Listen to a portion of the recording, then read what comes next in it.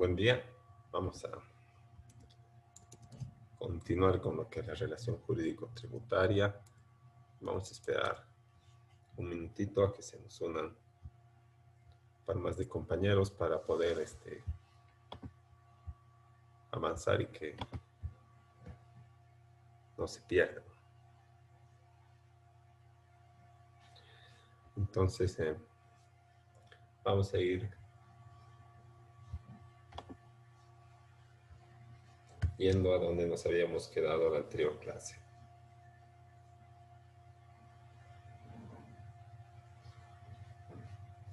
No,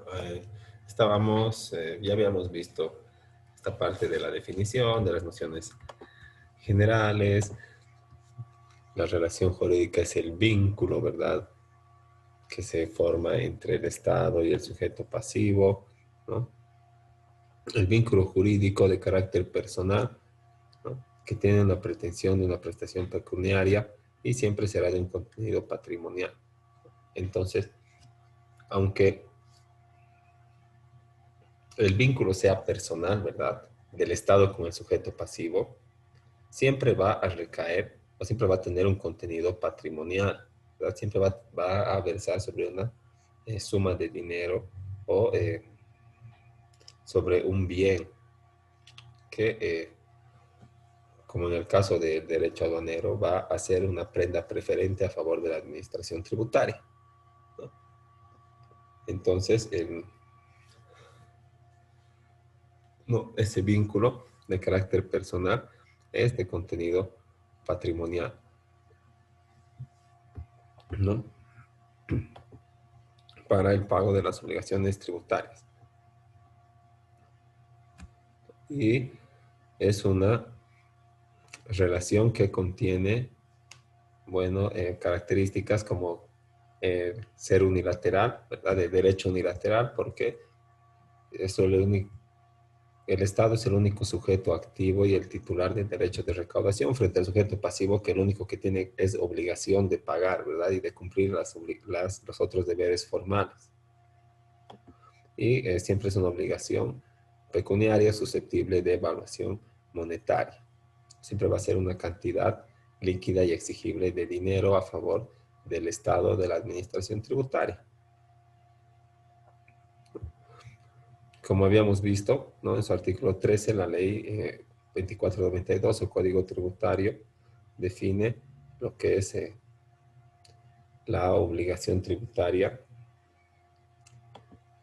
Bueno, define la relación tributaria, pero la conceptualiza como obligación tributaria y eso hace confundir, como ya habíamos visto en la anterior clase, ¿verdad? Dice la obligación tributaria, pero debería ser la relación jurídico-tributaria, ¿verdad? Constituye un vínculo de carácter personal, aunque su cumplimiento se asegure mediante garantía real o con privilegios especiales. Entonces, se entiende, ¿verdad?, que la relación jurídica es ese vínculo, como habíamos dicho, de carácter personal entre el Estado y el sujeto pasivo que está determinado en la norma o el tercero responsable, ¿no? Puede ser persona natural o jurídica, al que se le va a ejecutar en caso de que no cumpla con sus obligaciones, aunque su cumplimiento se asegure mediante garantía real o con privilegio especial. ¿Cómo se asegura su cumplimiento? Mediante una hipoteca sobre un bien o con privilegios especiales, como les había dicho, en el caso del derecho aduanero, en el que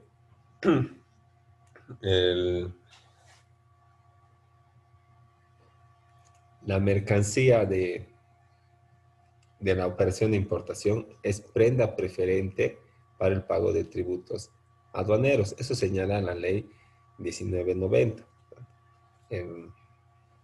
que es la Ley General de Aduanas, que también vamos a revisarla de rato en rato un poquito, ¿no?, para ver cómo se aplican estas normas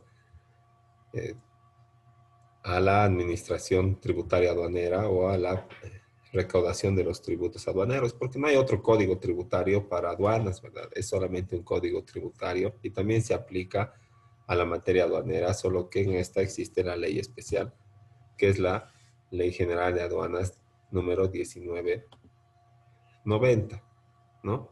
Entonces, vamos a ver esto de la prenda preferente para que no quede ahí en el aire, ¿no?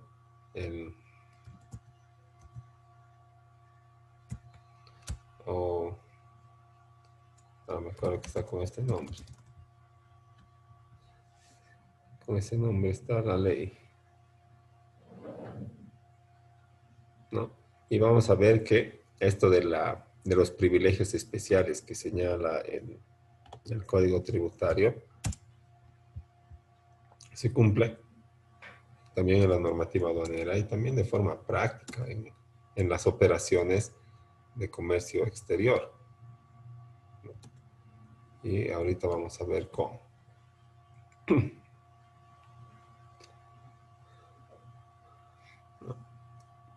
Una prenda preferente o una garantía con carácter preferencial, ¿no? Es algo que por alguna razón, ya sea por orden cronológico, porque le establece la ley o porque cumple una función social amparada por la Constitución, tiene que ser cancelada o cumplir esa obligación con carácter preferente o privilegiado frente a otras obligaciones que tengan, que estén constituidas sobre el mismo bien, ¿no? Eso quiere decir eh, el carácter preferente. Entonces, por ejemplo, tienen carácter preferente el pago de los sueldos de vengados. O sea que si yo debo al banco y debo a algún particular por un préstamo y luego debo a mis trabajadores por sus sueldos y está en ese orden cronológico, lo primero que se va a pagar es a los trabajadores porque eso cumple una función social, ¿verdad? Entonces, así también existe una preferencia o un privilegio en favor de la administración tributaria, porque también cumplen los ingresos públicos una función social, ¿verdad? De atención de las necesidades básicas y de prestación de los servicios públicos, ¿no? Entonces, el artículo 14 de la Ley General de Aduanas, Ley 1990, señala que las mercancías constituyen prenda preferente en favor del Estado, las cuales garantizan el cumplimiento de las obligaciones tributarias y de pago aduaneras, las sanciones pecuniarias y otros derechos emergentes, ¿no? Entonces, cuando alguien exporte, ¿verdad? O importe, perdón, estas mercancías que son objeto de la importación van a constituir una prenda preferente. ¿Qué quiere decir? En el caso de que se omita algunas obligaciones tributarias o se declare mal, ¿verdad? O se consigne una partida que no corresponde solamente para pagar menos tributos y se fiscalice este hecho, entonces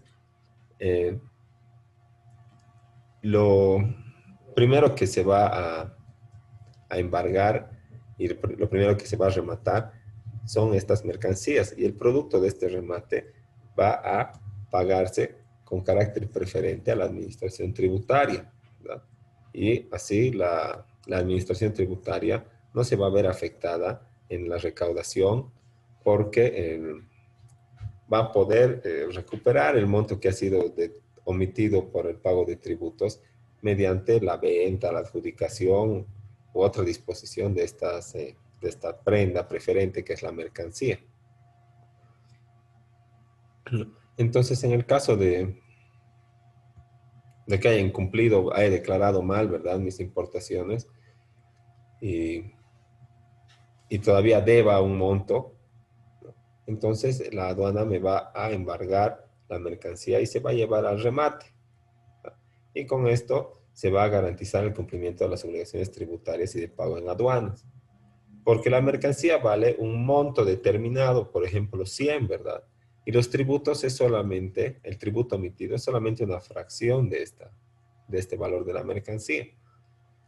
Por ejemplo, el 13%, ¿no? Entonces, adjudicándolo o vendiéndolo o sorteándolo en la factura de la felicidad, ¿no? Va a existir alguna ganancia, ingreso público y va a poder ser cubierto el monto que ha sido omitido por el pago de tributos aduaneros, ¿verdad? Eso se refiere a la prenda preferente y eso se refiere el artículo de la ley 2492 Código Tributario que estábamos revisando y que establece En materia aduanera la obligación tributaria y la obligación de pago se rige por la norma especial, ¿no? Y que existen privilegios y preferencias a la hora del pago de los tributos aduaneros y de los tributos en general, ¿verdad?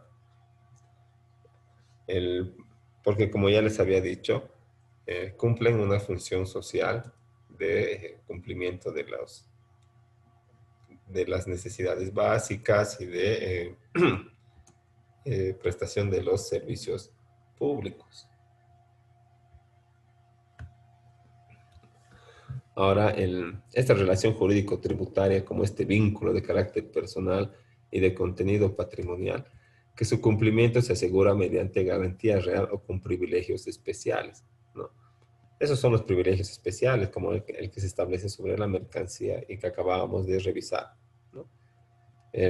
Ahora, para aclarar el concepto de la obligación tributaria, la obligación no es el vínculo, ¿verdad? Esa es la relación jurídico-tributaria, pero la obligación tributaria es, de acuerdo a la doctrina, el deber que tiene el sujeto pasivo tercero responsable de cumplir con el pago material y los otros componentes de la deuda tributaria y las formalidades expresamente previstas por las normas tributarias. Entonces, ¿qué es la obligación? Es el deber de pagar y cumplir con mis obligaciones formales. Las obligaciones formales, como ya les había mencionado también, se llaman accesorias. No tienen que ver con el pago, sino que son obligaciones que se cumplen con carácter previo para poder determinar el tributo, como es la declaración, ¿verdad? Y otros. El cumplimiento de los plazos, si me he pasado a llenar la boleta 1000, tomar en cuenta la UFB de la fecha de pago, de la fecha de vencimiento, ¿no? Ahora, y además dice cumplir con el pago material, o sea, del tributo, y en caso de que me pase del plazo, con los otros componentes de la deuda tributaria, ¿no? Interés, multa por incumplimiento, en su caso, ¿no? Mantenimiento del valor, y además con las formalidades, ¿no? Como habíamos visto, las obligaciones accesorias, ¿no? Ahora, los componentes de esta relación jurídico-tributaria, ¿no? Son estos 6 elementos que forman parte de la estructura. El sujeto activo, que es el Estado, el sujeto pasivo, que es el contribuyente o tercero responsable, ¿no? También está la obligación tributaria, la deuda tributaria, ¿no? La obligación tributaria, que es el tributo determinado, la deuda tributaria, que es el tributo con recargos una vez que he incumplido mis obligaciones formales, o sea, intereses, incumplimiento de deber formal y mantenimiento del valor, sobre el tributo omitido, que el tributo omitido vendría a ser el monto de la obligación tributaria. Luego es el objeto del tributo y el tercero responsable en caso de que exista un tercero responsable, ¿no? Eh, Estábamos justamente viendo a los componentes de la relación jurídico-tributaria y, bueno, en cuanto al sujeto activo, no hay más vuelta que dar, ¿no? La relación jurídico-tributaria se establece entre el sujeto activo y el sujeto pasivo, o sea, entre el Estado y el contribuyente o el obligado, ¿verdad? El sujeto activo es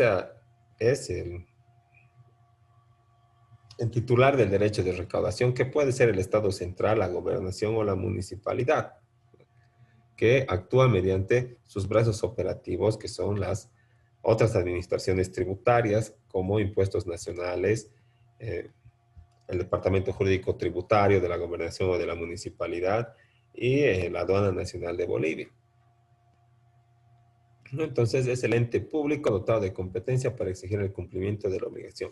Al respecto, el artículo 21 del Código Tributario define al sujeto activo y señala que el sujeto activo es el Estado y establece todas sus facultades o las principales facultades como una lista, pero que las enuncia y no es solamente enunciativa, no es limitativa, tiene otras facultades o pueden crearse otras facultades, ¿no? Del sujeto activo. Recaudación, control, verificación, valoración, ¿no? Ahora dice, podrán ser, ya habíamos agotado esta explicación, ¿no? Las actividades mencionadas en el párrafo anterior podrán ser otorgadas en concesión a empresas o sociedades privadas, ¿no? También en otra parte se establece que el, no se pueden delegar las atribuciones que son exclusivas del Estado, como el percibir los ingresos públicos, ¿no? Pero las que no son delegables son las actividades que tienen que ver con el ejercicio mismo del poder tributario o crear, modificar o extinguir tributos, ¿no? Eso solamente el Estado, mediante la Asamblea Legislativa, la nacional, plurinacional o departamental o el Consejo Municipal, ¿no? Pero, por ejemplo, la recaudación que se realiza mediante los bancos es una actividad que no interfiere al ejercicio del poder tributario, de la soberanía tributaria, entonces puede ser delegada, ¿no? Como señala el segundo párrafo del artículo 21, a otras empresas o sociedades privadas. Incluso hay algunas actividades un poco más delicadas que sí son delegadas a personas privadas. Por ejemplo, el registro público de las empresas, ¿no? Fundempresa es una empresa privada, pero que está a cargo del registro público. Entonces, bueno, por temas estratégicos y para eh, ser más eficiente administrativamente el Estado, bueno, de acuerdo a criterios técnicos, se delega ciertas eh, actividades o tareas a empresas privadas, pero son siempre actividades que no tienen que ver con el ejercicio de la soberanía, porque si no ya estarían delegando soberanía y eso no se puede. El sujeto pasivo, ¿no? Al, no se olviden poner su nombre en el chat grupal, por favor. El, bueno, el sujeto pasivo es el deudor o el contribuyente o el que recae en el hecho generador y que tiene la obligación de contribuir al gasto público mediante el pago de tributos a favor del fisco. Y tiene bajo su responsabilidad la carga tributaria una vez que el hecho generador se ha generado o ha acaecido, como dice la norma. Entonces, queda en el lugar de la persona legalmente obligada al pago del impuesto a favor del sujeto activo. Y como dice el artículo 22 del Código Tributario, el sujeto pasivo contribuyente sustituto tiene que cumplir con las obligaciones tributarias establecidas conforme dispone este código y las leyes, ¿no? Entonces la administración lo único que hace es recibir plata y fiscalizarte.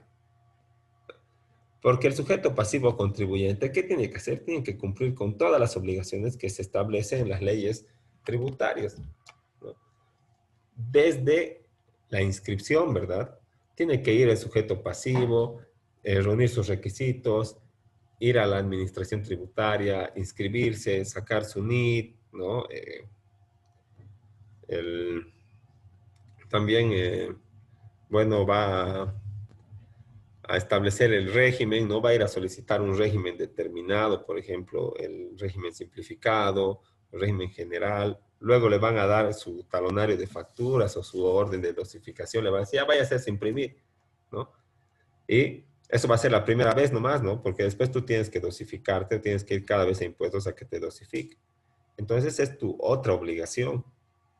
Después tienes que tener el talonario vigente, tiene que estar sí o sí en el lugar que has declarado como tu domicilio fiscal, ¿no? Porque si no está el talonario ahí donde has dicho que es tu actividad económica, porque no está el talonario, vas a deber 1000 UFBs, o sea, más de 2000 bolivianos, solamente porque hayas sacado a pasear tu talonario, ¿no? Ahora, otra obligación es también cumplir con los plazos, con las declaraciones, los formularios y también con el pago, ¿no? Que es la obligación material. Entonces, todo este montón de obligaciones está sobre los hombros del contribuyente o del sujeto pasivo, que además tiene que hacer su actividad económica y generar ingresos para su sustento, el de su familia, y para pagar los benditos impuestos, ¿no? Así que eh, entonces, son muchas obligaciones que están sobre los hombros del sujeto pasivo y obviamente que eh, no son obligaciones muy fáciles de cumplir, así que con la complejidad, más la complejidad y las múltiples actividades que realiza el sujeto pasivo, está susceptible al error y es por eso que se contratan contadores. Porque, bueno, la norma tributaria debería ser tan explícita, tan sencilla administrativamente, que cualquier sujeto pasivo pueda cumplir con sus obligaciones formales y materiales de manera individual, sin necesidad de estar contratando un contador o un personal especializado, ¿no? Cuando hablamos de la norma aduanera, la Ley General de Aduanas te obliga a contratar un despachante de aduanas porque es un personal especializado en el cumplimiento de las obligaciones formales, ¿no? Pero en el caso de los demás tributos, no te dice ya que tienes que contratar sí o sí un contador, ¿no? Incluso el despachante es considerado como un auxiliar de la función pública aduanera, ¿no? Pero el contador aquí no, ¿verdad? Cada sujeto pasivo debería poder hacer sus propias declaraciones, porque además tú eres el propietario del usuario y la contraseña, ¿no? Y cuando te lo declare mal el contador, ¿a quién le van a ejecutar? Pues a vos, ¿no? Tú vas a ir a decir, ay, es que mi contador creo que ha hecho mal, así. Pero de todas maneras, aunque tú puedas hacer una acción de repetición o algo, te van a seguir ejecutando a ti. Pero en los hechos se dan complejas las obligaciones formales de carácter tributario, entonces contratamos contadores para que cumplan por nosotros las obligaciones eh, formales y nosotros cumplamos solo con la material conforme establece el Código Tributario y las demás leyes, ¿no? Entonces tiene, en resumen, mucha carga obligacional el contribuyente, ¿no? Ahora, el artículo 23 de la norma del Código Tributario define al contribuyente como el sujeto pasivo respecto del cual se verifica el hecho generador, ¿no? O sea, el sujeto que realiza la actividad que origina la deuda tributaria. En el caso del impuesto a la propiedad de bienes inmuebles, ¿no?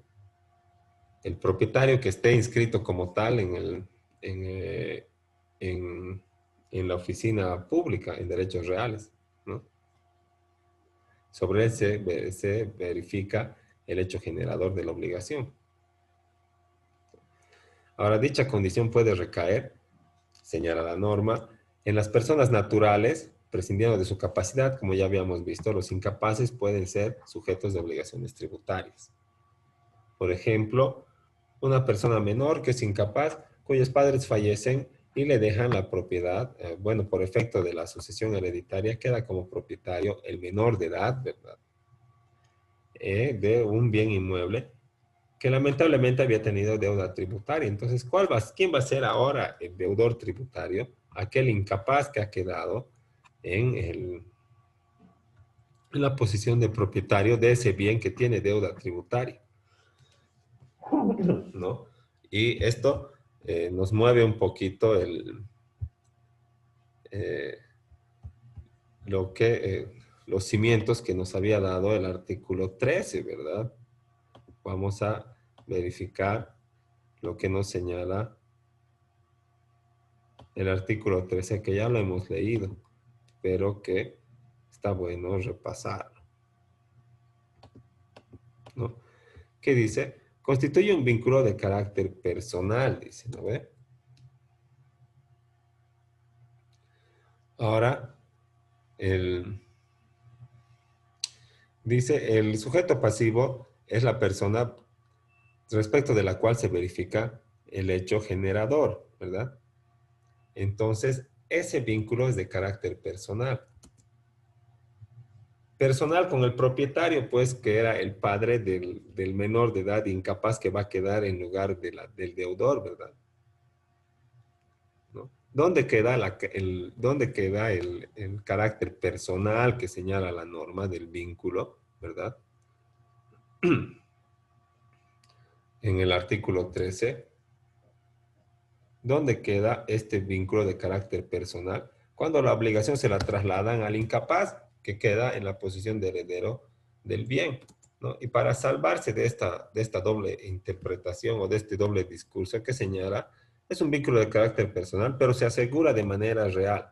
¿Qué quiere decir? Se asegura con los bienes, con esos privilegios especiales. Entonces, eh, ya no es de carácter personal, pues ya se vuelve de carácter real, ¿verdad? Porque más allá de que el contribuyente que estaba definido en la norma haya dejado de existir y ya no sea propietario, obviamente porque ha fallecido, igual van a seguir persiguiendo la obligación sobre el bien que va a quedar a nombre del heredero, que encima de todo es incapaz. Entonces, dan lugar a dobles interpretaciones y a, eh, bueno, ambigüedades esto de las normas tributarias, ¿no? Pero siempre es el Estado asegurándose de la recaudación y nada más, pues. Luego dice, en las personas jurídicas y en los demás entes colectivos a los que las leyes atribuyen calidad de sujetos de derecho, ¿no? Porque cuando tienen su personería jurídica bien tramitada y su NID, y en su caso sus exenciones, pueden adquirir derechos y por ende contraer obligaciones. Por ejemplo, como persona jurídica, como sociedad anónima costanera, por ejemplo, vamos a comprar un bien, no a nombre de los representantes, ni de ninguno de los socios, ni de la comunidad de socios, sino a nombre de la sociedad misma, con NIT, ¿verdad? No con el carnet de identidad y los nombres de los asociados o de los socios, ¿no? Entonces, en ese caso, ¿quién va a ser el obligado cuando a la siguiente gestión este bien inmueble o estos vehículos generen deuda tributaria? No van a ser los representantes en primera instancia, ¿verdad? Va a ser la persona jurídica que está como propietaria y que tiene un patrimonio que es un capital que se denomina capital social, ¿verdad? Y tiene también sus bienes, muebles, inmuebles, en su caso, que es el patrimonio con el que va a cubrir las obligaciones. Ahora, en caso de que se verifique una responsabilidad en la administración, ahí se va a afectar el capital personal o, perdón, el patrimonio personal de los asociados, ¿no? Ahora dice que el contribuyente también son las herencias yacientes y las comunidades de bienes y demás entidades carentes de personalidad jurídica. El, Cuando conformamos una entidad carente de personalidad jurídica, quiere decir que no nos hemos juntado de manera voluntaria para decir, ya constituiremos una asociación, una fundación, una responsabilidad limitada. Eso no ha pasado, porque la comunidad se ha formado de manera involuntaria, ¿no? Por ejemplo, yo tengo mis 4 hermanos con los que no nos podemos ver ni en pintura y fallece lamentablemente mi padre, ¿no? El propietario de un bien inmueble, entonces, y este bien inmueble tiene deuda, ¿no? ¿Qué va a pasar? Los 5 vamos a quedar pues como deudores, ¿verdad? Porque los 5 vamos a ser propietarios por efecto de la declaratoria de herederos. Entonces vamos a formar una comunidad deudora ante impuestos nacionales, ¿verdad? Pero esto es siempre accidental y no tiene personalidad jurídica. Entonces a eso se refiere la herencia yaciente, comunidades de bienes y demás entidades carentes de personalidad jurídica, pero que constituyen una entidad económica o un patrimonio separado susceptible de imposición, ¿no? Todos nos ha caído nuestra cuota parte del bien inmueble, entonces es un patrimonio separado al nuestro que eh, nos une, ¿verdad? Nos hace una unidad económica a todos los que tengamos el derecho de propiedad sobre esa casa, en este ejemplo. Y dice susceptible de imposición porque tiene deuda tributaria, pues. Así que esas son las herencias yacientes, ¿no? A eso se refiere, a esa comunidad eh, que se forma sin personería jurídica para cubrir las obligaciones tributarias de manera involuntaria siempre, ¿no? Ahora, en cuanto al contribuyente, ¿no? Y esto para terminar la primera parte. En cuanto al contribuyente, ¿no? O se pueden verificar también estos 3 elementos. Y hemos visto que el contribuyente es el que hace, o el que origina o el que hace nacer la obligación, las obligaciones tributarias formales y de pago, ¿no? Sobre el que se verifica el hecho generador, ¿no? Entonces hay tres elementos a tomar en cuenta sobre el contribuyente o cuando hablamos de este: la percusión, la traslación y la incidencia, ¿no? No es nada complejo, sino que bueno, la percusión es la obligación legal al pago del tributo. O sea, ¿a quién designa la norma como obligado al pago? Al propietario, al que venda, al que alquile, ¿verdad? El que reciba interés, ¿no? Entonces, él va a soportar la percusión del impuesto, ¿no ves? Sobre él va a recaer las obligaciones formales y materiales, ¿no? Es la obligación legal del sujeto designado en la norma, el que está ahí, ¿no? Pero puede ser que eh, al lado de la percusión existe la traslación y puede ser que esta figura se presente en eh, en algunos casos en las obligaciones tributarias, ¿no? La traslación es el traslado de la carga tributaria por medio de transacciones, ¿no? Entonces, si bien hay un obligado, ¿verdad? El percutido, ¿no ve? Si bien hay un obligado en la norma, este obligado puede trasladar la disposición patrimonial a otra persona que no es el sujeto pasivo designado en la norma. Entonces, esa acción de pasar el impuesto a otra persona se llama una traslación y es el traslado de la carga tributaria, ¿no? ¿Cómo ejemplificamos esta traslación? Cuando el obligado del IVA, ¿verdad? Cobra el monto del impuesto junto con el precio de la factura. Otorga la factura y el comprador le da el monto de su bien y junto con este el monto del impuesto. Entonces, el vendedor queda en posición eh, ¿qué se llama? De custodio nada más de ese monto de dinero que corresponde a los impuestos, porque lo único que va a hacer es agarrarlo, porque no es de él, ¿verdad? Lo va a agarrar hasta que llegue la fecha de pago, va a ir y lo va a depositar, cumpliendo obviamente sus obligaciones formales, ¿no? Entonces, ahí ha trasladado el pago, ¿verdad? No está pagando él con su plata, está pagando su comprador. Si bien sobre él ha recaído la percusión, él está realizando una traslación, ¿no? Y la percusión y la traslación eh, tienen que ver con el tercer elemento, que es la incidencia, ¿verdad? La incidencia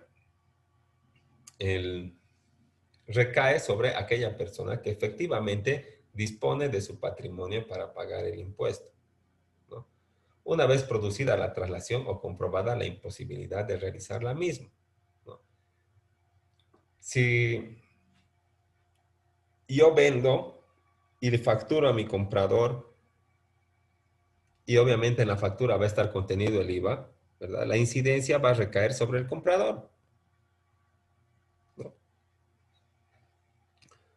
Pero si estamos hablando del impuesto a la propiedad, yo no puedo trasladar el impuesto a la propiedad de bienes inmuebles. Tengo que pagar porque soy propietario. Entonces se va a comprobar la imposibilidad de realizar la traslación. Y la incidencia va a recaer sobre el sujeto pasivo designado en la norma como obligado al pago del tributo. Y hasta ahí lo que tiene que ver con el contribuyente, ¿no? Vamos a quedar ahí, vamos a avanzar la otra mitad del tema en unos 10 minutitos después del receso, pero no sé si les queda alguna duda de algún punto hasta aquí para que podamos explicar o algún comentario o experiencia que hayan tenido. Doctor, yo quería hacerle una consulta como que no me quedó tan claro respecto a la deuda cuando una persona adquiere, por ejemplo, en el caso de hermanos, cuando el padre fallece y hay una deuda y que se hacen cargo los hermanos. Pero ¿qué pasa si cuando una persona, digamos, uno de los hijos, antes de que fallezca el padre, desista, digamos, de esa herencia que por ende cuando fallece el padre nos toca? ¿Se podría hacer esa situación y de alguna manera desligarse de esa deuda? Sí, justamente existe una figura en el Código Civil que, bueno, el Código Civil establece una sucesión o una herencia por ley, no por voluntad del testamento, ¿no? Y dice los hijos, los padres, y va así el- en el parentesco, ¿no? Pero cuando yo soy el hijo y tengo mucha sospecha de que este bien tiene deuda tributaria, o en su caso, eh, mi padre o mi madre debe a otras personas, o sea, tiene otras deudas que van a irse cobrando sobre el patrimonio, para que no me afecte a mi patrimonio, ¿verdad? Yo tengo que declararme heredero, no tengo que renunciar a la herencia, ¿verdad? Puedo declararme heredero con beneficio de inventario. El beneficio de inventario es una figura que quiere decir que en caso de que exista obligaciones, uno se va a hacer cargo de estas obligaciones solamente hasta el monto que se ha recibido en herencia y no más allá, ¿no? Pero si uno acepta la herencia a título universal, o sea, sin hacer el beneficio de inventario, el, lo que va a pasar es que va a adquirir las deudas también del causante y si no alcanza el patrimonio de la persona que ha fallecido, voy a tener que cubrir con mi patrimonio por haber aceptado la herencia a título universal.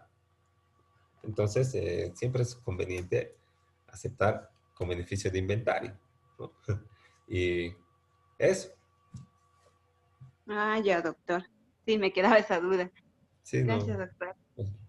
Entonces quedamos ahí y en 10 minutitos volvemos para terminar la clase. Ok, Listo, doctor. hasta Está luego. bien, hasta luego.